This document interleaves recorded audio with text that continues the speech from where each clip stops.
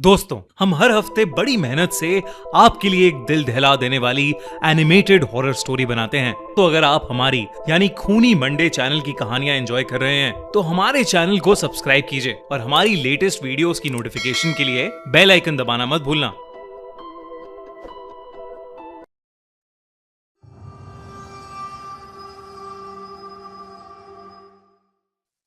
गर्मियों की छुट्टियों का एक अलग ही मजा होता है।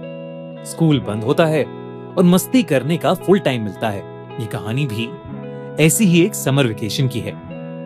1998 की बात है। 16 साल की निशा और उसका 13 साल का छोटा भाई अमन उस साल की समर वेकेशन के लिए बहुत एक्साइटेड थे, क्योंकि वो करीब 10 साल बाद अपने नाना नानी से मिलने जा रहे थे। उनके नाना नानी शिमला हिल स्टेशन के पास एक छोटे से गांव में रहते थे। एक पुराना सा खेत वाला फार्म हाउस, जहां कभी भी लाइट चली जाती थी। पर अमन और निशा बहुत एक्साइटेड थे। ये पहली बार था जब वो अपने पेरेंट्स के बिना ट्रैवल कर रहे थे। एक लंबा सफर तय करके उनकी ट्रेन शिमला में रुकी। स्टेशन पर सिर्फ वो दोनों ही उतरे। उतरते ही उन्होंने अपने नाना नानी को देखा और बैग्स उठाकर उनकी तरफ दौड़ पड़े। नाना नानी बिल्कुल वैसे ही लग रहे थे जैसे उनकी यादों में थे, बस अब थोड़े कमजोर हो गए थे। उस समय तेज धूप पड़ रही थी और काफी गर्मी थी, लेकिन उसके बावजूद उनके नाना नानी ने शॉल ओढ़े हुए थे। उनकी आंखों में एक अजीब सा खालीपन था। चेहरे पर मुस्कुराहट तो थी, लेकिन बहुत ही नकली सी। लेकिन अमन और निशा का ध्यान इन चीजों पर गया ही नहीं। वो तो अपने नाना नानी से मिलकर बहुत खुश थे।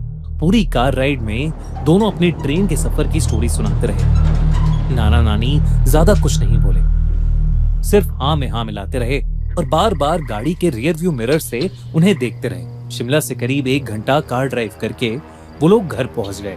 उनके नाना नानी का एक बड़ा सा फार्म हाउस था, पर काफी पुराना हो चुका था। पीली दीवारें और चारों तरफ जंगली घास। ऐसा लग रहा था कि जैसे उस घर को कोई मेंटेन ही नहीं करता है। दूर दूर तक कोई और घर नहीं था।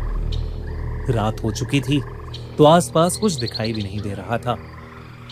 घर के बाहर वरांडा में एक पुरानी रॉकिंग चेयर थी, जो बिना हवा के भी हल्की हल्की हिल रही थी। अमन ने मजाक में बोला कि ऐसी ही जगह पर हॉरर मूवीज शूट होती हैं, और दोनों भाई बहन हंस पड़े। घर के अंदर सब कुछ पुराना था। ब्लैक एंड व्हाइट फोटोज, लकड़ी का फर्नीचर और एक अजीब सी स्मेल, जैसे कुछ सड़ रहा हो। जब दोनों ने मुंह बनाया तो नानी मुस्कुराते हुए बोली, ये गोबर की स्मेल है, खेतों से आ रही है। ये कहकर नानी किचन में चली गई और नाना जी ने उन्हें उनका रूम दिखाकर खाने के लिए आने को बोला। उनका रूम काफी बड़ा था, पर खिड़की से सिर्फ अंधेरा और लंबी घास दिख रही थी। थोड़ी देर बाद नानी ने खाने के लिए बुलाया। सब डिनर के लिए बैठ गए। नाना नानी उनके साथ डाइनिंग टेबल पर बैठे तो सही, पर उन्होंने कुछ खाया नहीं। बस यही रिपीट करते रहे कि वो दोनों कितने खुश हैं कि बच्चे आए हैं। ये बात दोनों बच्चों को पहले तो बहुत अजीब लगी, पर वो दोनों अपने नाना नानी से 10 साल बाद मिल रहे थे। शायद उनके नाना नानी ने उन्हें बहुत ज्यादा मिस किया था। डिनर के बाद निशा और अमन अपने रूम में चले गए। थोड़ी देर बाद नाना जी कमरे में आए।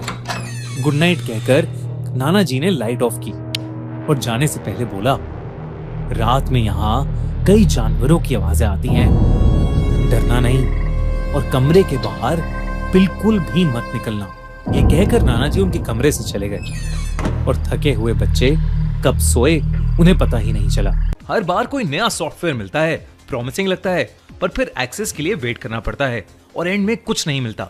लेकिन विक्रांत का टूल अलग है, ना वेट ना कोड, बस खोलते ही काम शुरू। सिर्फ कुछ टाइम इसे यूज किया और बैलेंस रिसीट्स बदलने लगे।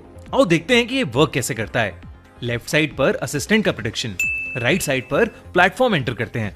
आप एक ऑटोमेटिक एग्जिट सेट करते हो ड्रॉप से पहले और बूम, सब परफेक्टली मैच होता है। चलिए एक बार और ट्राई करते हैं। असिस्टेंट ने फॉल पॉइंट बताया 4.29, फॉलो किया और वेट किया। लो, फिर से परफेक्ट रिजल्ट मिला। आजकल कई लोग अपने रिजल्ट शेयर कर रहे हैं, फाइनली एक टूल जो सच में काम करता है बिना कुछ मांगे। अगर आप भी देखना चाहते हो तो नीचे लिंक फॉलो करो, विक्रांत के चैनल से जुड़ जाओ और असिस्टेंट खुद यूज करके देखो। Instant access, no delay. जब तक अवेलेबल है तब तक ट्राई जरूर करो। अगले 2 दिन काफी नॉर्मल गुजरे।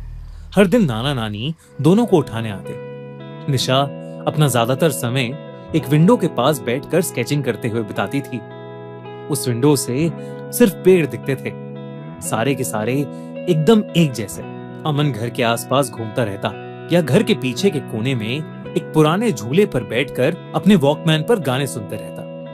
नाना नानी हर दोपहर ये कहकर घर से निकल जाते कि वो दोनों खेत में काम करने जा रहे हैं और सीधा रात को वापस आते।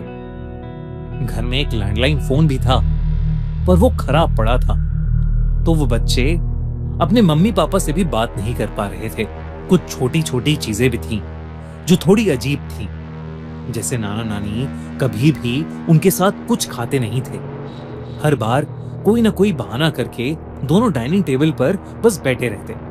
एक बार अमन ने देखा कि किचन में फ्रिज खुला हुआ था और अंदर सिर्फ एक पतीला था जिसमें कोई लाल गाढ़ा सा लिक्विड था। जब उसने पूछा तो नानी ने सिर्फ इतना कहा कि वो एक पुरानी फैमिली रेसिपी है और वो जोर जोर से हंसने लगी। अक्सर नानी बेवजह जोर जोर से हंसना शुरू कर देती थी और नाना जी कई घंटों तक एक ही जगह बैठकर सामने किसी चीज को घूरते रहते। दोनों भाई बहन को लगा कि ये सब बुढ़ापे की निशानी है। उस रात निशा की आंख किसी आवाज से खुली। आवाज दरवाजे के बाहर से आई थी। तभी दरवाजे के नीचे से एक बड़ी सी शैडो गुजरी, सिर्फ 1 सेकंड के लिए।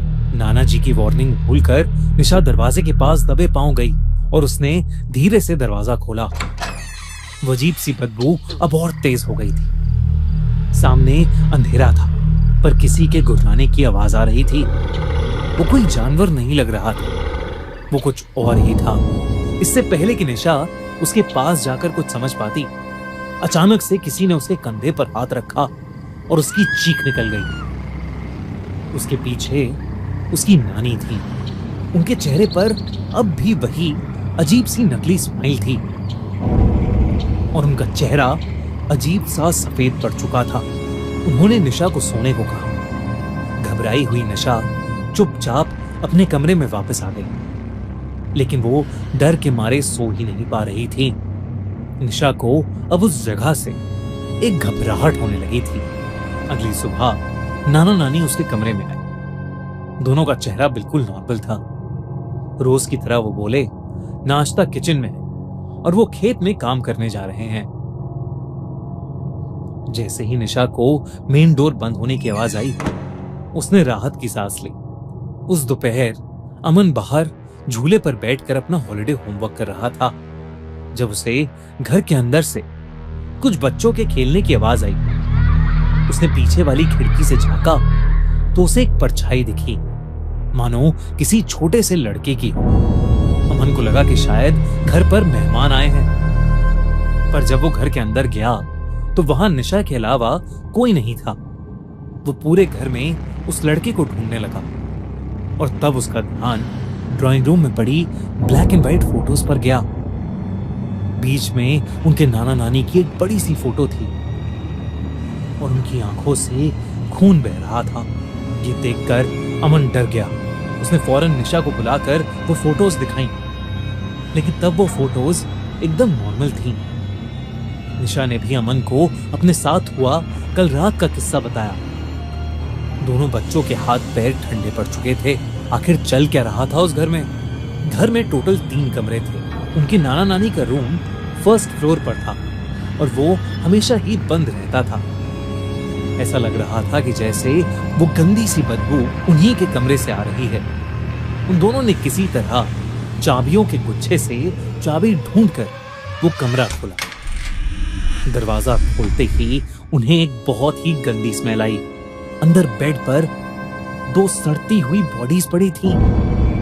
दोनों अपना मुंह ढककर थोड़ा और पास गए तो निशा ने देखा कि एक बॉडी के गले में वही लॉकेट था जो नानी पहना करती थी।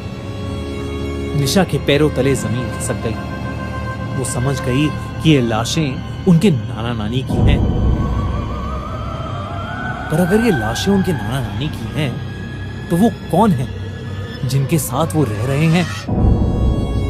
दोस्तों, ये था इस कहानी का पार्ट 1। इसका पार्ट 2 देखने के लिए सब्सक्राइब करो हमारा चैनल खूनी मंडे और देखो अगले हफ्ते कि इस कहानी में आगे क्या होता है।